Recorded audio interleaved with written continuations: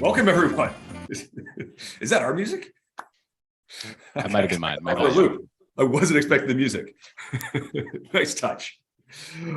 Listen, welcome everybody. This is our Startup TNT education series. We do this sort of in collaboration with our Investment Summit program that's running right now. So some of you I know are participating in the Investment Summit itself. Some of you are just maybe curious and looking to raise money. And so this is a public open invitation event. It's being live streamed to YouTube. So everybody can watch the feed, and I'm really excited to have two special guests here today. We're talking deal terms, and we're going to cover both the types of typical deal terms you'd see in the more equity type of financing round with angels and VCs, and also our good friend Jean-Luc is here from BDC Capital to tell us a little bit about what a debt financing term might look like and how that sometimes can complement a venture financing round. So listen, we're gonna have time to talk about both today, and I do encourage people to post questions in the chat. We'd love to take questions, and we'll get started. So I'd like to start off by introducing our two guests. Let's start with Chelsea from the 51. Chelsea, welcome, and how are you feeling today? Feeling good. Thanks for having me, Zach. Nice to meet everybody, see everybody here this morning. Yeah, I'm excited to kind of dig in and share what I know, what I've learned over the last couple of years with 51. Awesome. Well, let's make sure the audience knows a little about you and the 51. So tell us a little bit about your background and how you got involved with the 51. Yeah. My background initially is in engineering, in that upstream oil and gas world. Being in Calgary, it's always interesting, a new problem to solve, but ultimately not what I felt super passionate about. Had gone back to school, did my MBA, have always really been interested in that finance side of everything. And through MBA, got exposed to that startup ecosystem through CDL, and just really wanted to be part of it. And a bunch of networking led me to the 51. So I've been there since late 2020. And for those that don't know the 51, we consider ourselves a financial feminist platform. And basically what this means is we want to activate women's capital and men's capital into women-led businesses. So we have part of our organization that's a nonprofit that really focuses on that education.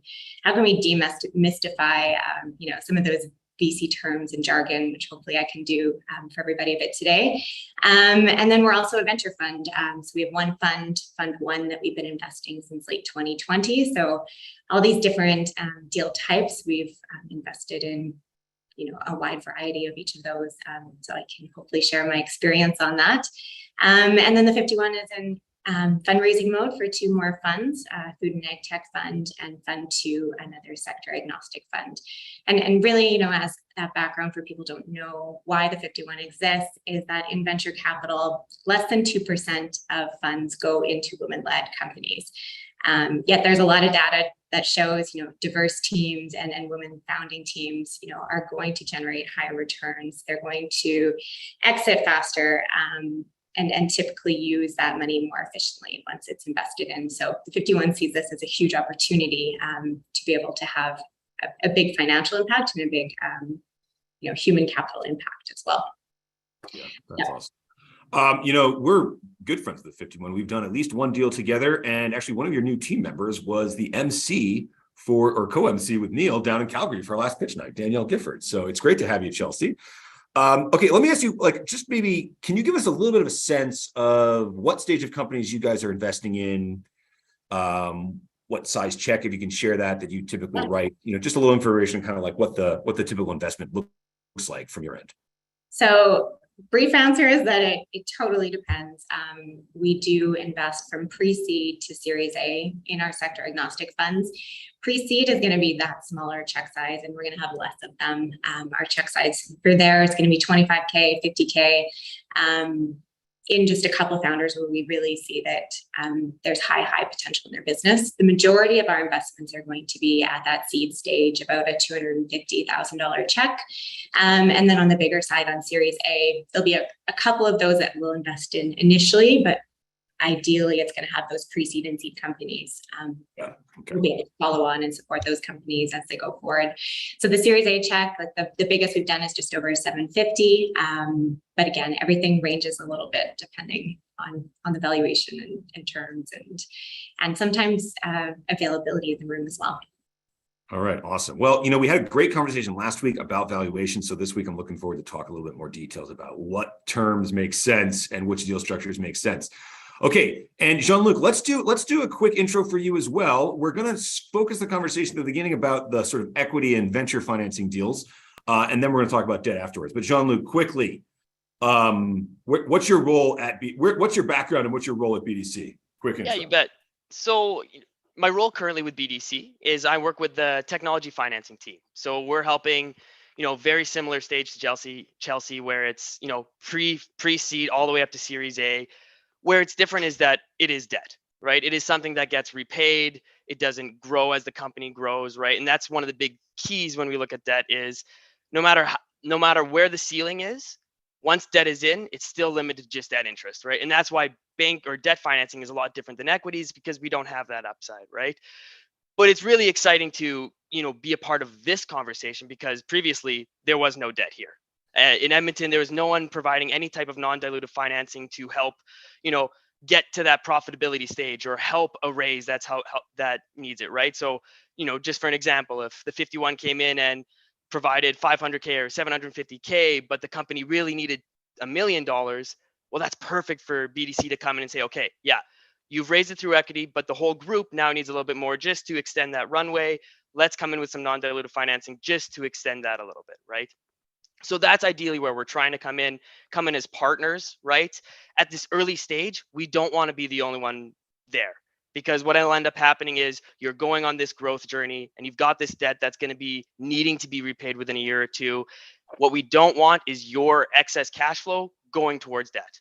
We want it to go towards growth. So it is a tough, box that we have to try and come into and see where a lot of entrepreneurs can fit. But it is providing a lot of value to try and accelerate the growth of our ecosystem here. So that's kind of where I'm at now specifically. I mean, BDC as a whole does financing from, typical real estate lending all the way to, our venture firms as well, right? I think Thrive was just released a couple weeks ago. So that's essentially the new Women in Tech Fund. And it's really exciting to be a part of. And I'm already having a few of my clients, a few of the pitches from the last Thursday. They're starting to have some conversations with Thrive, right? So that's where I really enjoy this conversation is, connecting people, right? Yeah. And my history, which doesn't matter as much, I spent 5 years with CIBC in traditional debt financing. So that's kind of where the background comes from, but it's a lot more exciting and a lot more impactful to be a part of BDC and our technology financing team. I love in the ecosystem too that it's like angel investors and VC and the debt, they all really work together. And those early stage companies, nothing's quite possible without any of those, all three working together. So it's cool to kind of have three of us here on the call. No Absolutely. Kidding. So let's dig in. So I've got some slides to help guide this conversation for us all. Let me pull them up here in just a second.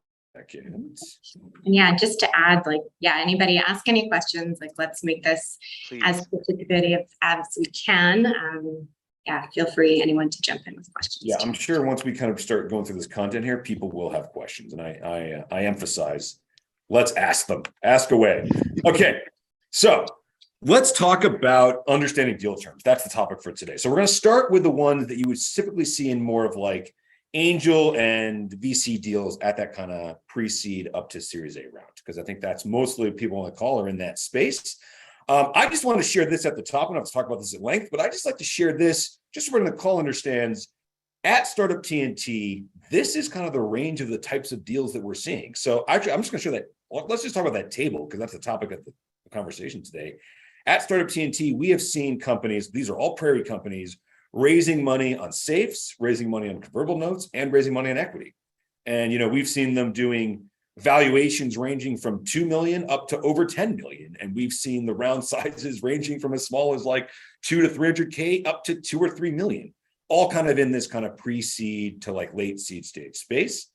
And then at Startup TNT, our investment sizes range quite a bit because we're syndicating angel deals. So sometimes there's just a few people involved and it's a relatively small deal. Sometimes it's a much bigger check of a few $100,000. So we're just, because at TNT, we're syndicating angel deals. It's a little bit different from a VC fund, which has a little bit more well-defined thesis of writing, this type of check into this type of company. So that's kind of neat at TNT. And I just like to share this out here. I don't know, maybe Chelsea, when you look at especially that table, Do you see a typical range in the deals that you're doing, or do you guys favor one type over the other a little more heavily? Again, it kind of depends on that stage. So on the equity rounds, like the later stage deals, those are more definitely preferred share equity rounds. Typically what I see, have seen some common on an earlier stage. There is a lot of safe and convertible notes we'll touch as well too, safe being in that a little bit earlier bucket, and then convertible notes give you a bit more security, given that it's like a debt instrument as an investor. So that is in the earlier stage too, or sometimes in between rounds. If you're not quite there at the next round, it's a good kind of short bridge. But yeah, we see it all at the 51 as well. Okay, great. Well, let's get into it then. So Manfred, I just want to note, Manfred, your question about debt, we're gonna go back to that question later in the conversation. Okay, so let's just level set. Is a deal in place? The deal diligence. Entrepreneurs to like actually write the deal, like receive the check, you need something called subscription or purchase documents. You generally need a term sheet, and you may need a universal shareholders agreement. Chelsea, very quickly, give us a little sense of what a subscription document looks like versus what a term sheet might look like. Yeah, I'll walk through the process a little bit. And then if anybody is super new to this early stage too, let's just maybe take it back one more step too and be like, why do founders need to raise capital? And basically that comes down to giving away that portion of ownership in your business so that you can access that capital to grow your business quicker, and then to tap into that advice and mentorship and connections that investors typically have. Obviously, as an investor, you're getting that ownership or sometimes promise of ownership with that potential to make high returns and impact on your investment. So yeah, we'll get into each of those like deal terms later, but let's talk about kind of what you see when you're in that due diligence process. So for the 51, we typically don't lead deals. So we will come into a deal once there's a signed term sheet in place. So what's a term sheet? What does that really mean? And a term sheet, you can think of it, it is kind of a framework of what your deal is going to look like. It's a non-binding legal document, and it's just setting out these key terms proposed in the upcoming transactions, typically a couple pages. And then, so that is not an investment document in itself, but it's a security that gives you an idea of what the deal is going to look like. So some of the main things you're going to see in a term sheet, something as simple as a company name, to, what is the issue price if it's an equity deal, what's the overall size of the transaction, maybe there's a minimum threshold that needs to get met before you go forward. But basically you can think of it, it's going to be into two buckets. There's economic terms. So that's going to be your conversion rights. What's your valuation cap? What's your discount on that? You might find preemptive rights, which is, your right of first refusal or anti-dilution. And then there's going to be things like liquidation preferences in there. So those are some of the buckets you'll see in the economic terms. In the control terms, that's when you'll understand and get to learn more about, is there voting rights associated with this deal? What does representation look like on the board? Can you nominate somebody? Do you have an observer role? What's information rights? And then sometimes there's differences between a major or a minor shareholder. So a lot of jargon in that, but the term sheets, you definitely can just think of them as what's to come. But it's not a legal commitment to invest, although typically it does lead that way. It's going to be signed by a lead investor, and then other investors that are invited into that syndicate can get an idea of what does this deal look like. So typically we'll look at that term sheet prior to doing too much due diligence, because we want to see if the deal aligns before we spend too much time looking into it. Once you have that term sheet agreed upon, then you're going to begin that work on the final documents. So you're going to have your securities that you're issuing. So that's your safe or convertible note. And alongside this, you'll have your subscription agreement. And that's necessary to be attached with that note or safe. And through that, you're really just having, you're ensuring that the investor's offering complies with securities law. So you're going to say that there's accredited investor forms and some of those things as well. Shareholder agreement, this is really setting out the manner in which a company is governed. How do you nominate your board members? Are there special rights as a shareholder? How much rights does the board have? CBCA, for example, has the shareholder agreement into 3 separate agreements, one being the right of first refusal and a co-sale agreement. Another bucket is investor rights. Another one's voting rights. So yeah, we can get more into those too. But the whole premise, the whole idea of when we're kind of at this stage is that the founder needs money, an investor is interested, and then there's a process and a negotiation that both parties are going to work together to figure out the right security, the right terms, so that it works for both parties. Again, valuation can be a big part of this negotiation at times, especially if it's that common or preferred share deal. And then the safe and the convertible notes, you aren't necessarily having to settle on that valuation, but you're saying this is the maximum amount I'm going to spend on this company. Hopefully that gives a little bit of an overview on that. That was a very in-depth overview. And I really like your explanation of the term sheet there as a framework to think about the deal. Everyone can kind of quickly understand what this deal looks and feels like with the term sheet. Okay, we've got, let's go into the different common deal structures in a little more detail, Chelsea. So, there's kind of like, I listed off 4 main kind of structures out there. They're kind of fall into 3 buckets. There's equity, which is either common shares or preferred shares. There's a convertible debt instrument. And then there's like this new game in town called the simple agreement for future equity. So let's kind of break them down one by one, Chelsea, about kind of how they function and when you see them making the most sense. And we can talk a little bit about this because you kind of already hinted at the beginning that depending on the stage of the company, one form might be preferable to the other based on just kind of the unique features of that company and the deal. Mm-hmm.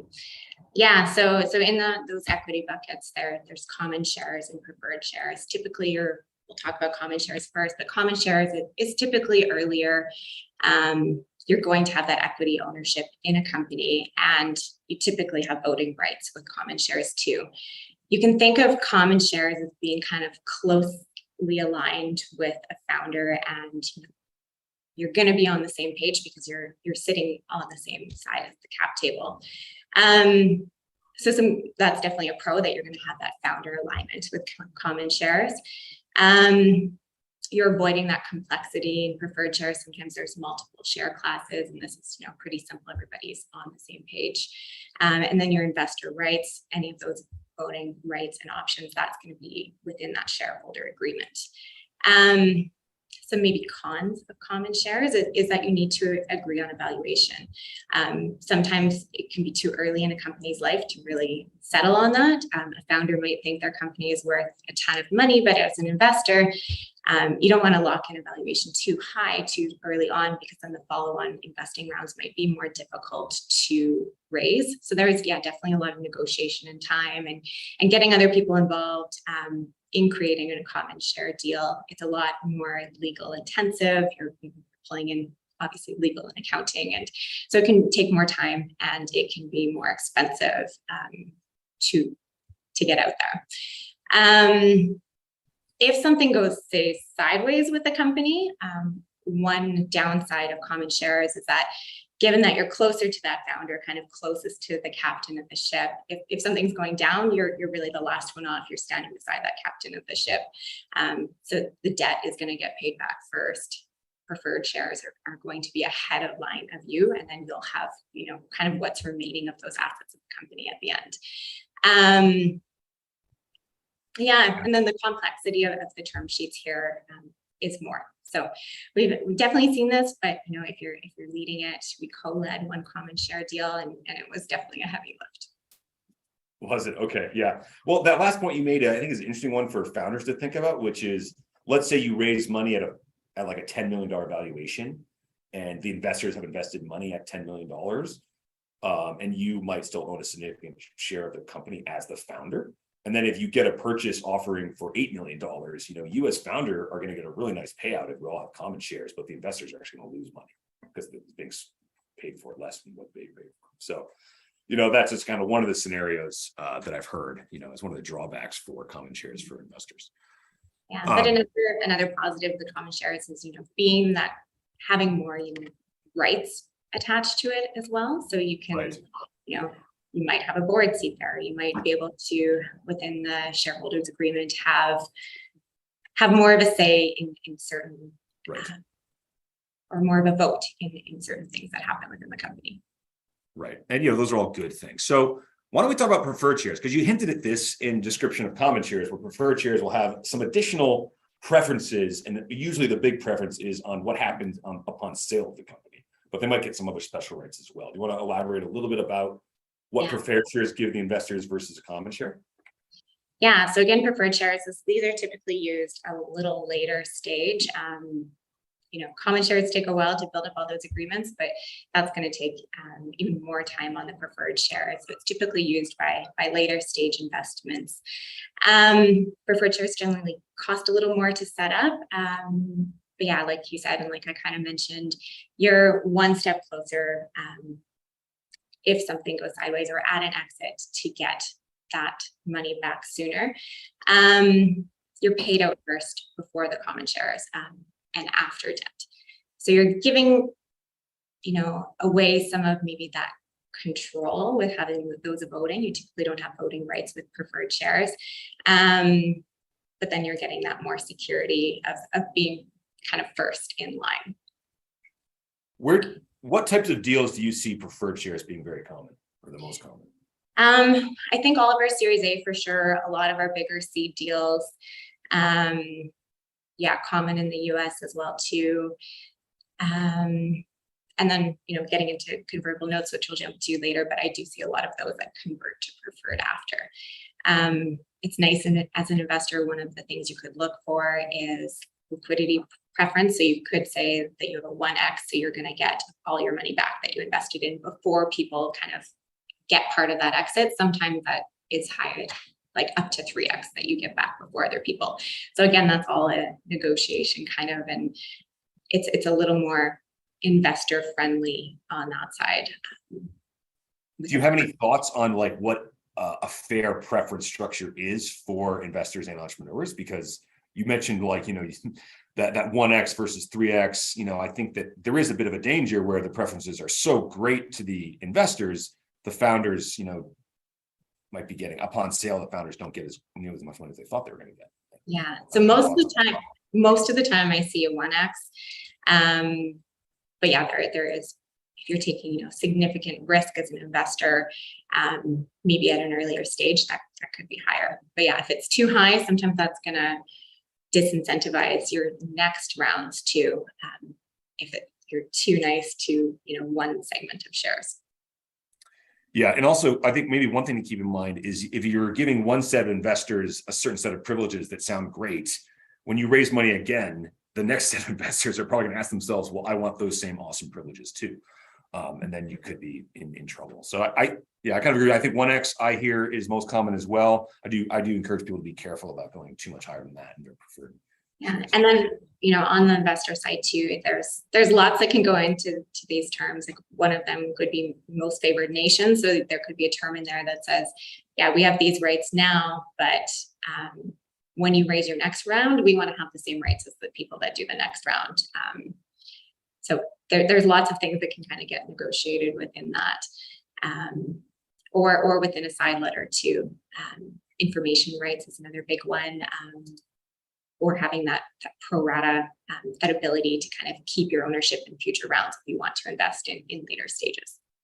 Okay, awesome. One comment I want to make here, because we talked about equity, talked about common and preferred shares, and that they're a little bit more expensive.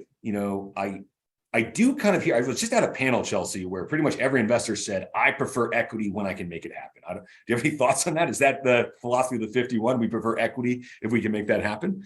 If you've got the time and you can settle on that valuation, it is definitely, I think, more beneficial. Like it sounds safe, but as an investor, that's not typically what they necessarily are. Convertible notes, those are used, and it's nice that you have the option to convert those to shares later, and then you're kind of first in line, but you're giving off some of that risk of, you're taking away some of the risk, but then you're giving away some of those rights as a shareholder. Yeah. Okay. Well, I will just kind of mention to people, Startup TNT, actually, the majority of the deals we've seen were in either the safe or convertible category. So I'll just throw that out there, because I personally think at the very early stages of the company, the preferred shares and the equity shares are too much trouble for the amount of money that's being transacted. So we can talk a little bit about that. But actually, we just got a great question from the audience, Chelsea, which I think is a really interesting discussion to talk about, which is, would it make sense for a lead investor to have different structure or different preferences than everyone else, like better special rights or better preferences on their preferred shares than everyone else? Have you ever seen that? Or yeah, I definitely different rights. Generally in a round, you are doing preferred shares or common, like it's one or the other. But if you are, say, a major investor, there's often major investor rights within a term sheet. So that could say, the major investor might have those pro rata rights to be able to invest in future rounds. They might have preemptive rights that if there's new shares coming up, they get that first chance at them. And then they might have, be able to have the board observer seat or nominate or be on the board. So as putting in those bigger dollars as a lead investor, there is definitely benefits to that. Sometimes it's information rights too. Often we'll see at 51 if it's a safer convertible note. Sometimes it'll be the major investor that has those information rights, but if we want them to, if we want to be able to follow the company and have monthly or quarterly financial statements and access to those management reports, it's a side layer that we would need for that. So I think like you're talking about what I think makes sense to me, where a major investor that's maybe going to be running a bigger check, a little more active, maybe also a little more strategic value to the company, get some additional rights. But I think actually the question was more or less like, would it make sense for all the other investors to just be on common shares or have different liquidation preferences? Thoughts on that, Chelsea? Yeah, and I haven't seen that. So I mean, it could exist, but it just hasn't been something that I've seen.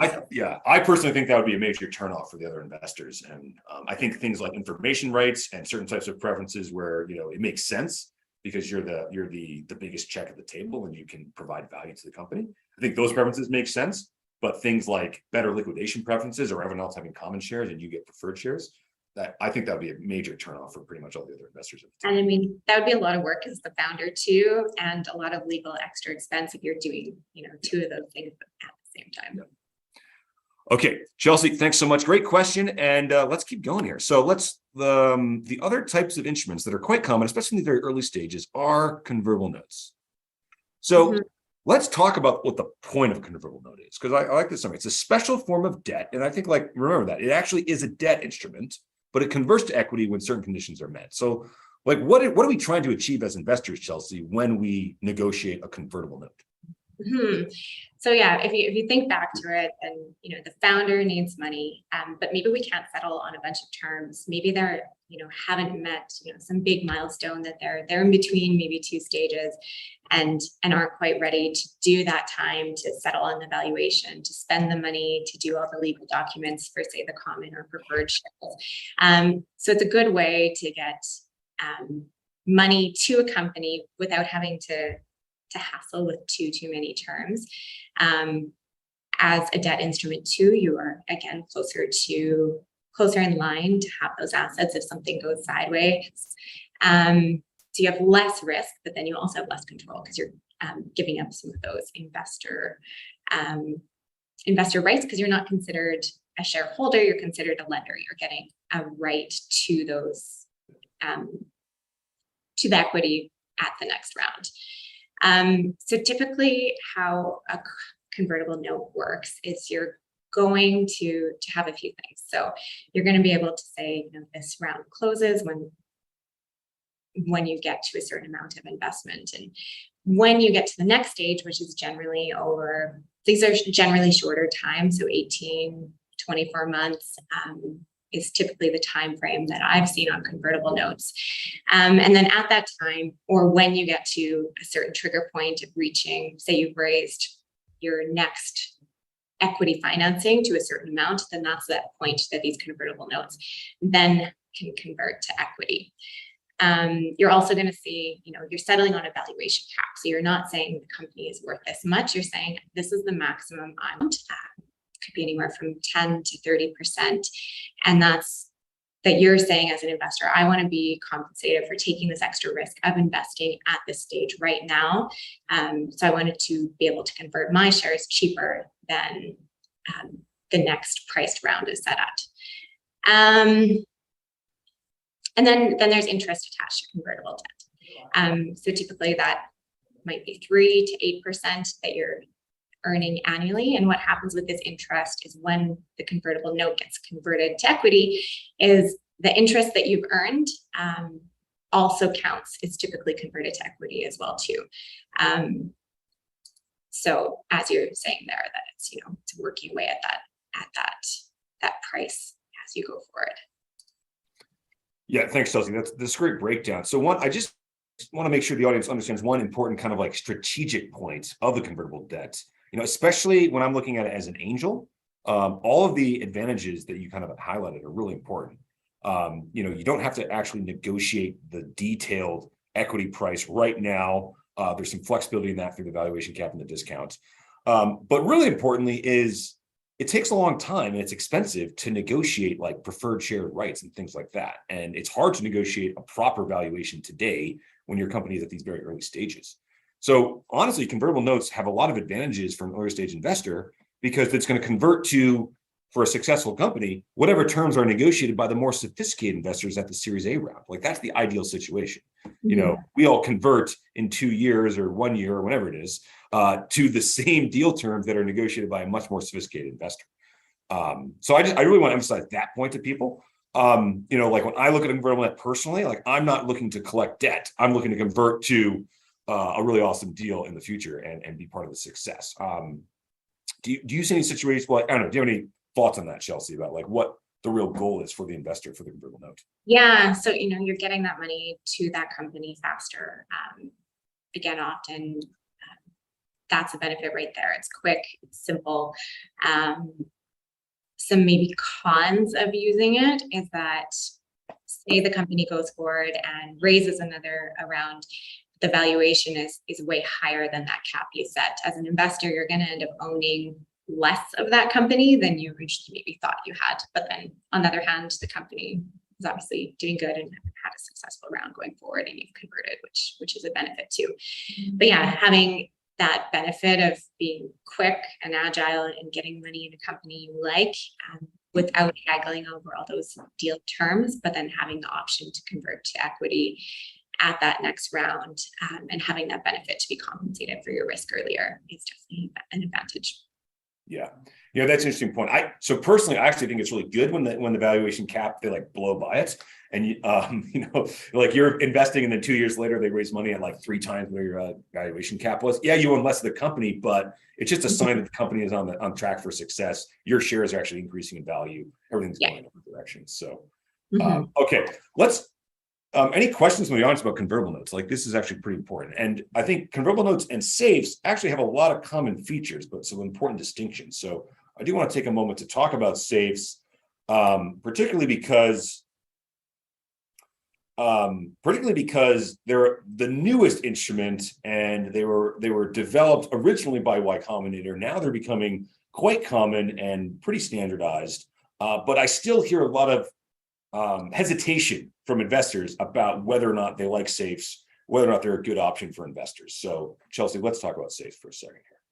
Yeah, so safes, you know, that stands for simple agreement for future equity. So you're putting money into this company. Again, there's a benefit of being quick, being fast, not having to settle and, you know, really set on that valuation because you're just setting that cap. So that's huge benefits.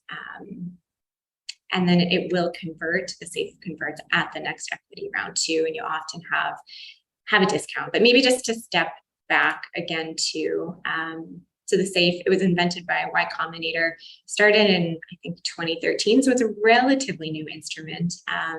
But the whole premise of it was like, it's 10 years old now, it's not that new anymore. And now it's post money safe. That's a bit newer. That was 2018, I think. But the whole premise is let's get the money in faster to these companies, and then you're going to worry about all that, you know, legal work later when you get to that bigger round.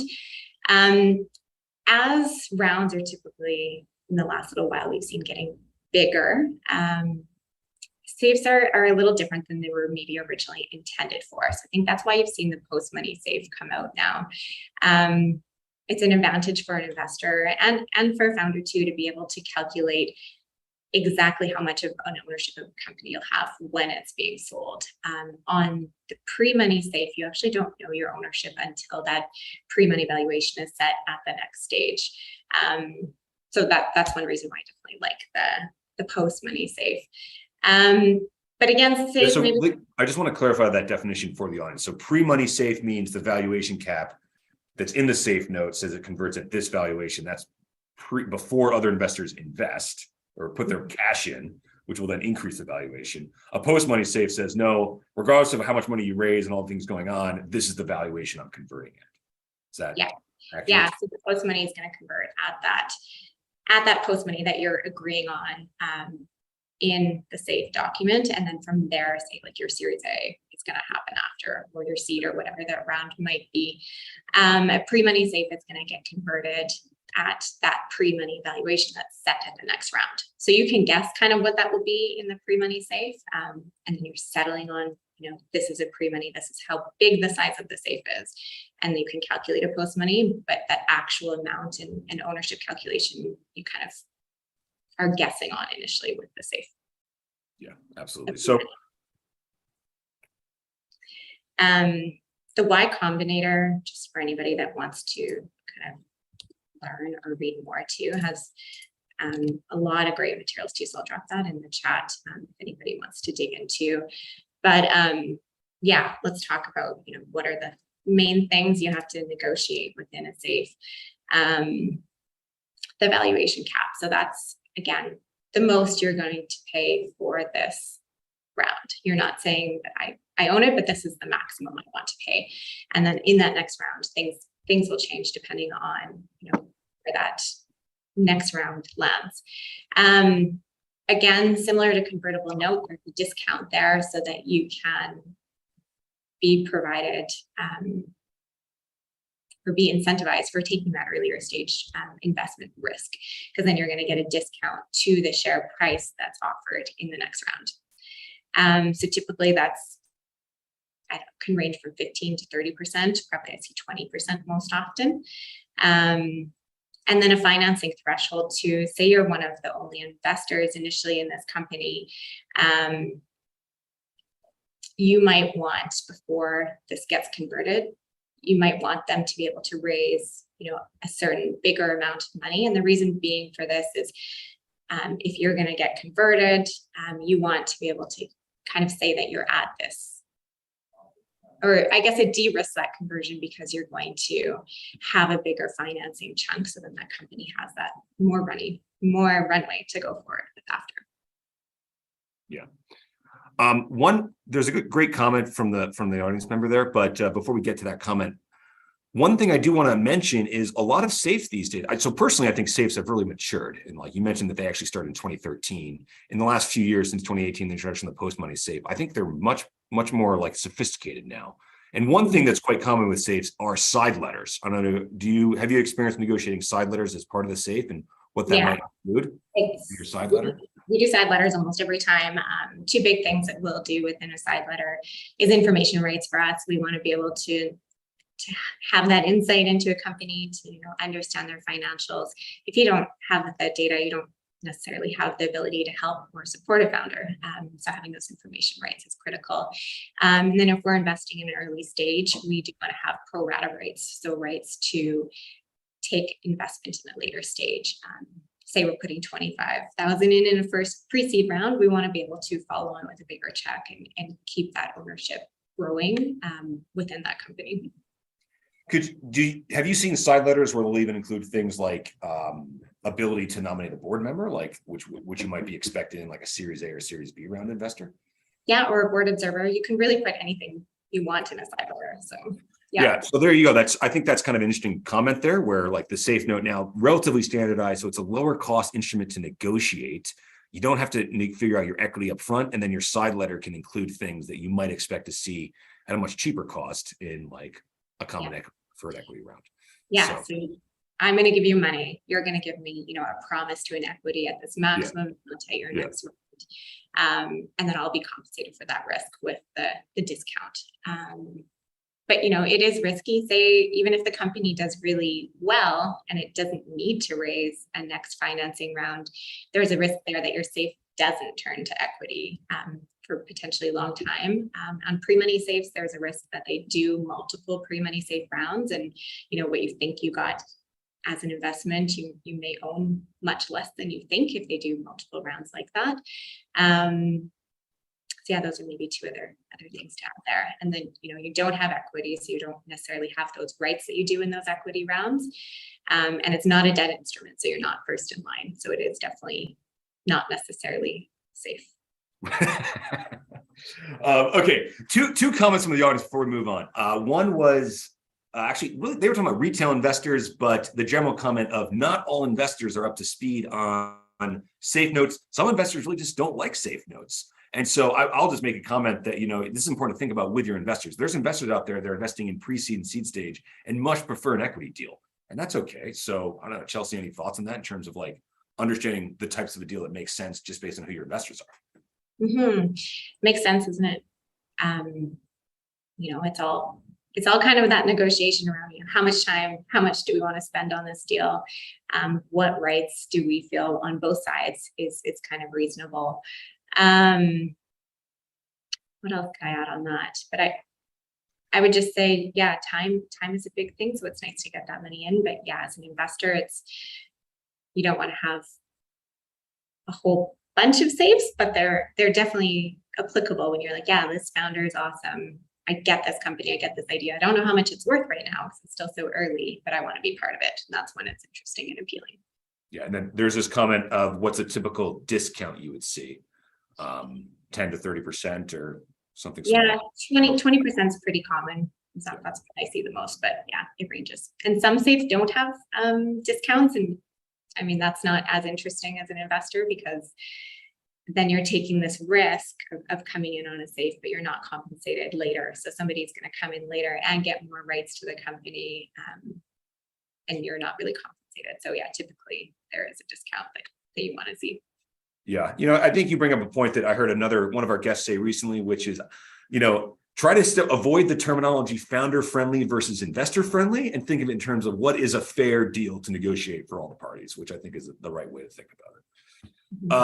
Okay, so I don't know, we're getting a little low on time, and I want to make sure we spend a good 15 minutes talking about the debt deal terms with Jean-Luc. So I don't know if we need to go over the structure, the summary table structure, or the summary table about deal structures in detail, but I did kind of like create this nice little table here for everyone to think about. I think we can probably share these slides with people as well if they want it. So I don't know, any final thoughts about the specific deal structures, looking at this table, Chelsea, to leave people with when thinking about their financing runs? Yeah, I think that's a great kind of summary of it all. Ultimately, yeah, just think about kind of where you are on if there is an exit or if something goes sideways, where do you want to be in line? And then it's a trade-off of time, what you're getting to mitigate those risks, the cost of making the deal. So they're all good and bad and all have pros and cons. And it just depends on, what works right for everyone. Awesome.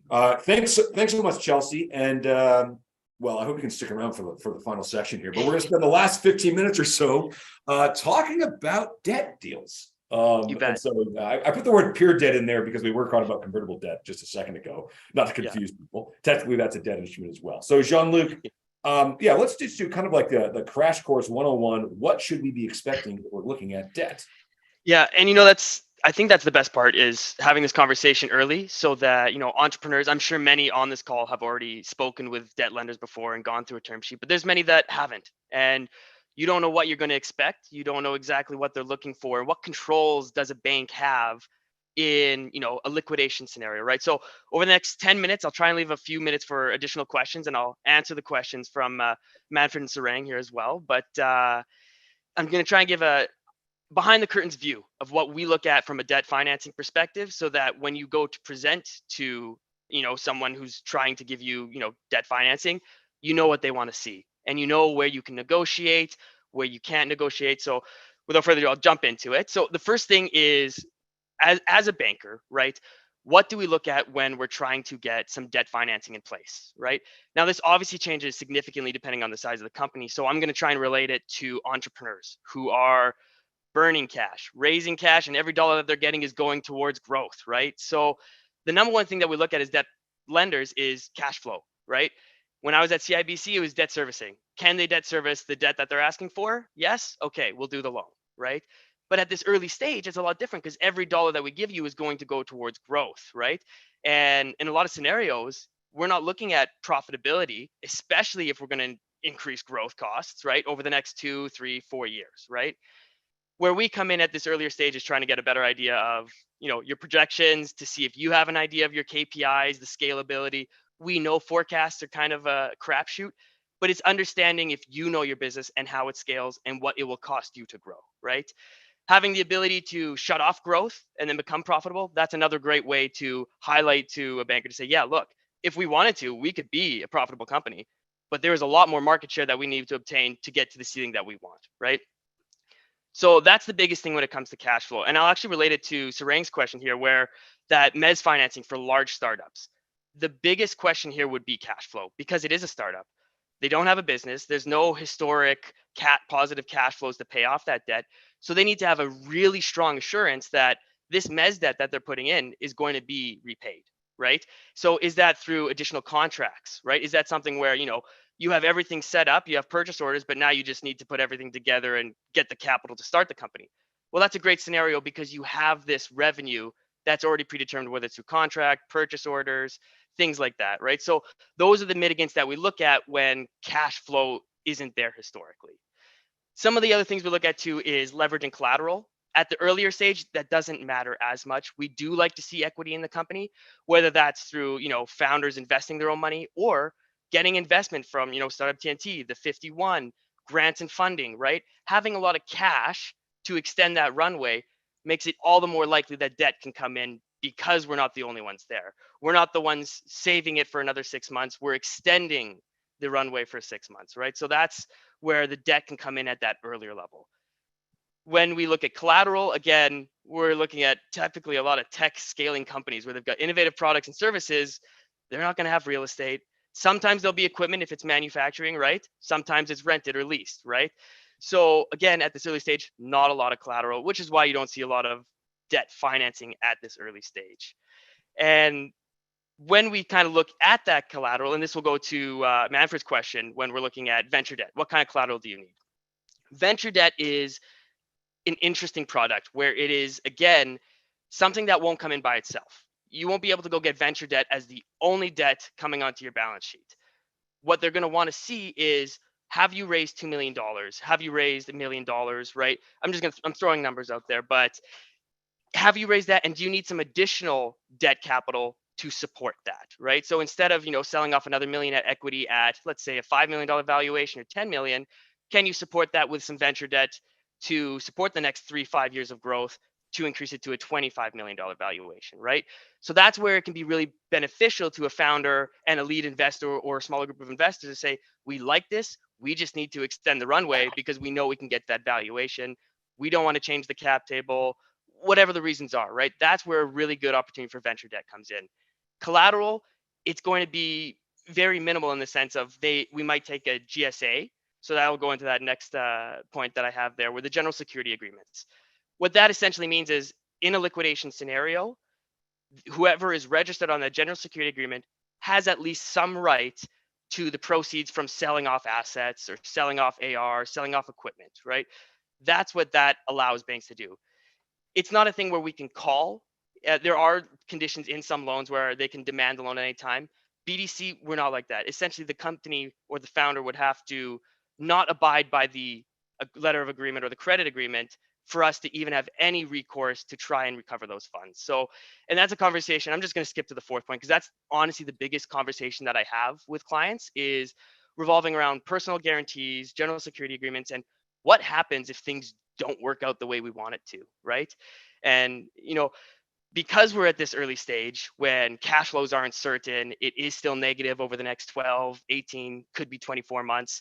We typically do take personal guarantees, because that's our way of saying, if things don't go well, we at least have a commitment from the founder to say, okay, this debt that we borrowed at the earlier stage when it was risky, we're committing to at least work with you to pay it back, whether that's through the liquidation of the business, whether that's through, extending the payment terms now that the company is defunct and you've gone back to a different role or something like that.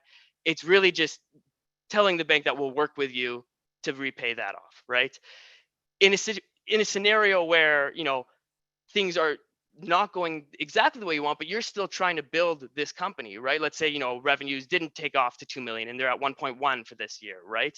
Now, obviously that's going to affect some, debt repayment. And does that mean that the debt or that the bank BDC is going to come and say, no, it's too risky now, we want to come out? Not at all. Not at all. What it will mean is we may not be able to provide additional funds, which is why we also don't want to be the only partners providing capital, right?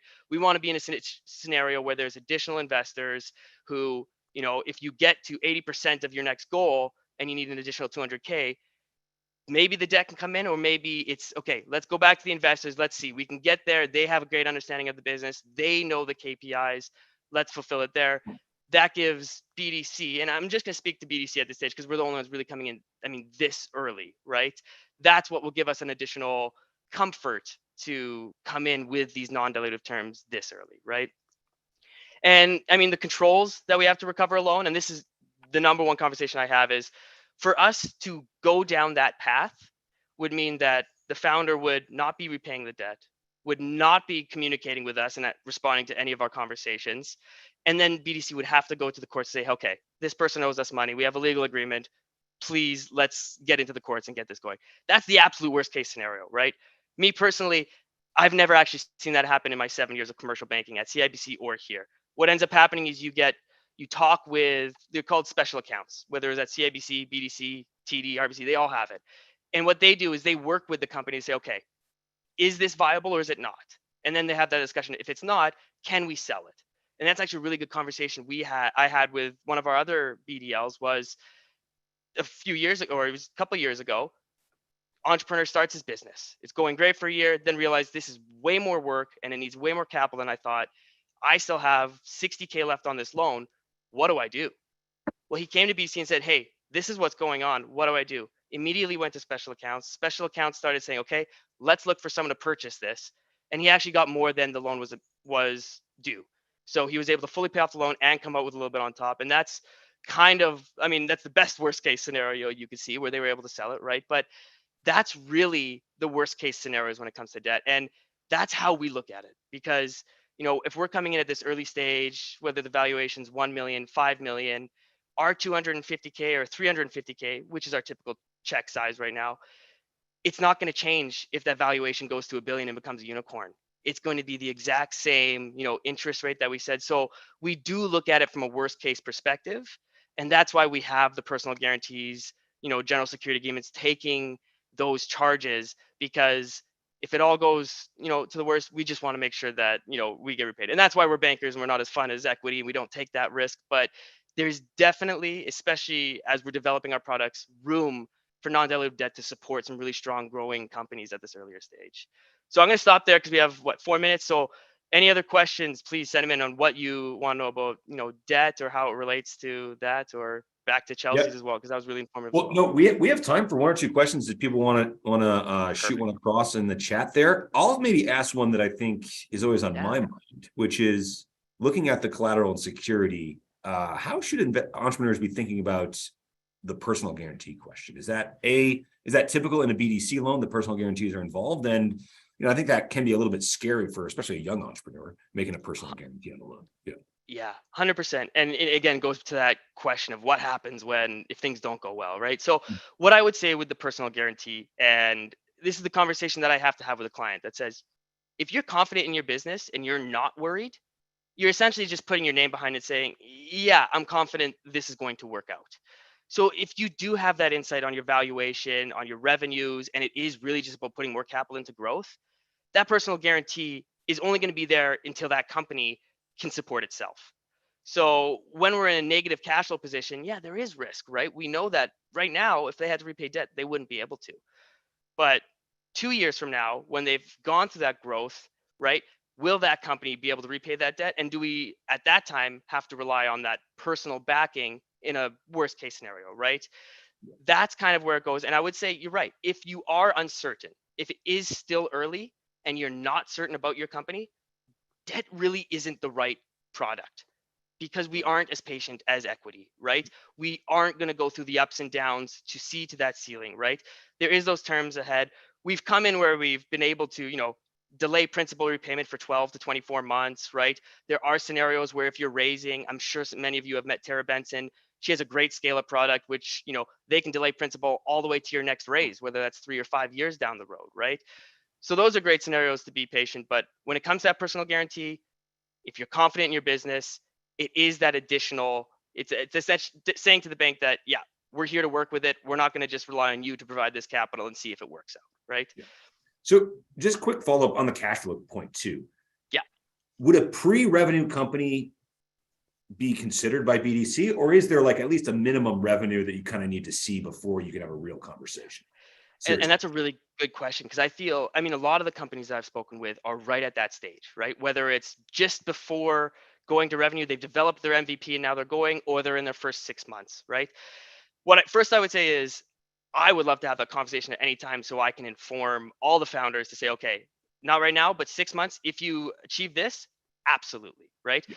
But I would say revenue generation is really important for us, just because even though we're technology financiers, we're not experts in the tech. We're not experts in your fields and the founders' fields of this innovative technology. And the only way that we as debt lenders can kind of confirm that the market is accepting it is by revenues, by people paying for it and continuing to pay for it and seeing that trend of growth, right? So when it comes towards cash flow, yeah, ideally we want it to be in that within the first 12 months of, revenue generation.